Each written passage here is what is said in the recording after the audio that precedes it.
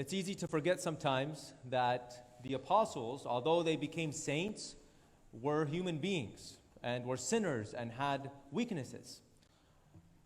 Actually, not all of them became saints.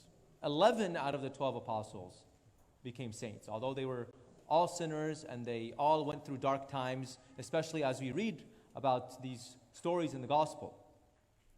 One of them did not become a saint, and we know that it was Judas who betrayed Jesus. So the question for us, because we are all sinners, we all have weaknesses, and we all have a goal that we want to reach in the spiritual life. We all want to be holy, and we should all want to become saints.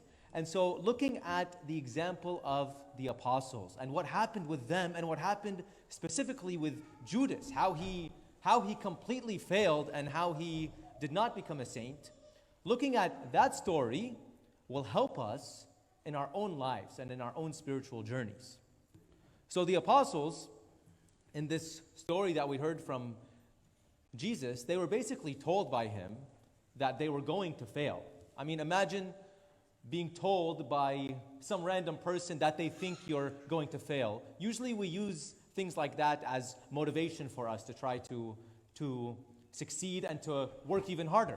But in the case of the apostles here, they are being told by Jesus himself, who they believe, as we heard in the gospel, that he is the Son of God. They're being told by him, you are going to fail.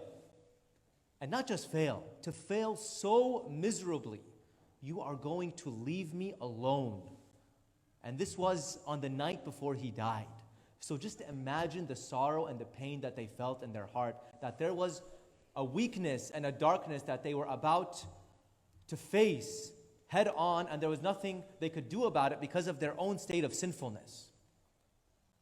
But it's very interesting that right after Jesus tells them, you're going to leave me and you'll all be scattered and you will abandon me, he says, I have said this to you that you may have peace. It's very weird for us to think that he told them about their weakness and about the darkness that they were going to encounter, but then he said, I've told you this that you might have peace. Why? Because he says, in the world you have tribulation, but in me you have peace. I have overcome the world.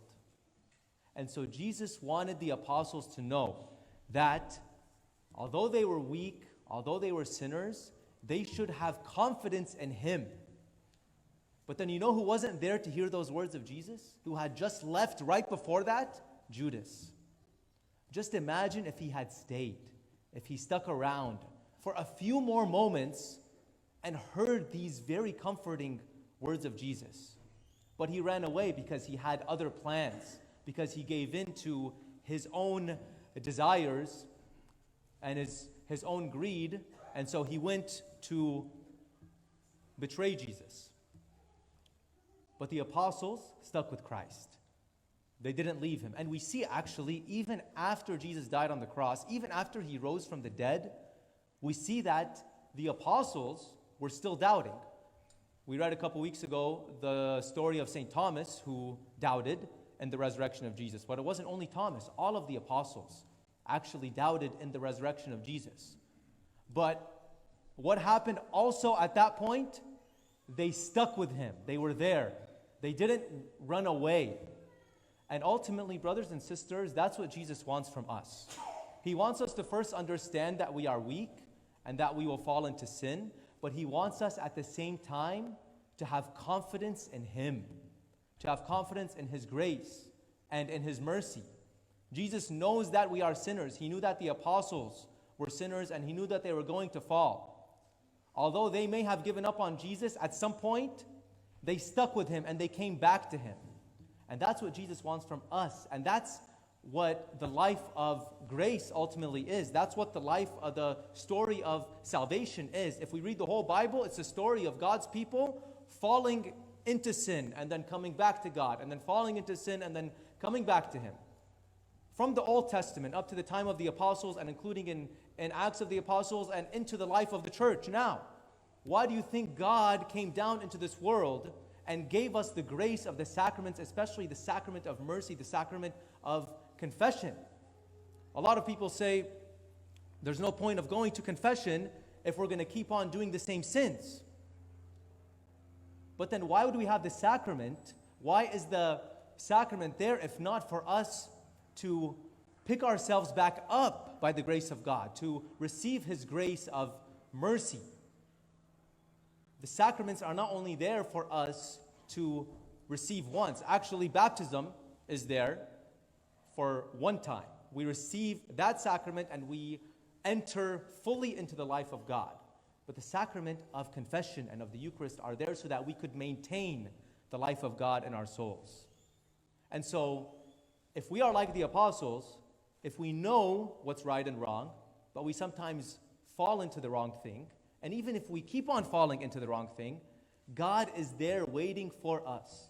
Jesus is there waiting for us to tell us that although we abandon Him by our sinfulness, although we run away from Him, although we leave Him alone on the cross, while we were in our sinfulness, He was rising from the dead. And He comes and He invites us to share in the glory of His resurrection. That is the beauty of the Christian life, and that is the greatness of God for us. That's why we should have confidence in God. We should not look at the state of our sinfulness and despair because of how big of sinners we are, although we should understand that reality, that we are sinners, but we should rely completely on the grace of God, and we should at the very least keep on coming back to Him. Relying on the grace of God does not mean that we expect Him to do everything. Relying on the grace of God means that we show up before Him every day of our lives and we say, God, I'm a sinner, I'm weak, but I know that You're strong. And I know that You will give me Your grace. And so, brothers and sisters, following the example of the apostles, the 11 of them who kept on coming back to Christ, we also have that same call. And we also have that same invitation from Christ to keep on coming back to Him, to keep on showing up and offering Him our hearts, our broken hearts, our sinful hearts, so that He could renew and restore us by His grace and make our hearts like His.